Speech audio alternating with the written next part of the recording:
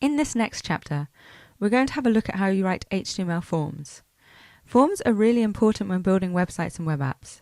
You probably don't notice them so much anymore because the user experience, or UX, of forms is pretty smooth in most cases these days. But they're used every time we want to pass data from a web page to either another web page or a database. Imagine when you log into a site. That's a form. Or update your status. You're filling out a form.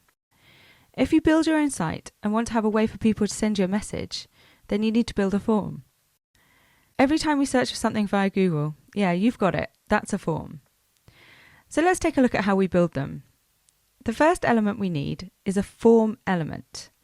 This encapsulates all the other elements that we're going to write for our form. And it is simply just form. Just like all our other elements.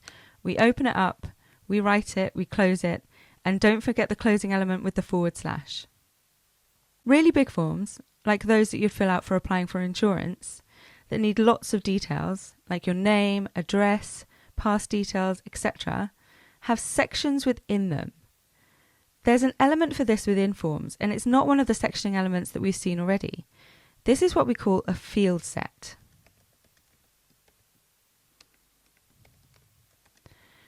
You can have lots of field sets per form, especially if you have a big form. This means you can section out the different areas. Because you usually have more than one, you have a title per field set. This is a special element as well. This is called a legend.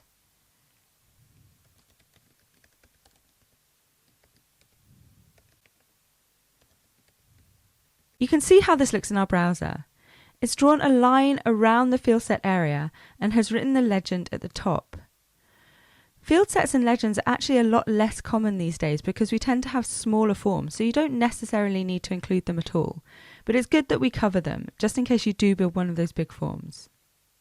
Once we've got our form, we can start putting in what we call inputs. These are the things that you see on web pages where you type in your name and your password. So let's move on to the next part where we'll look at those.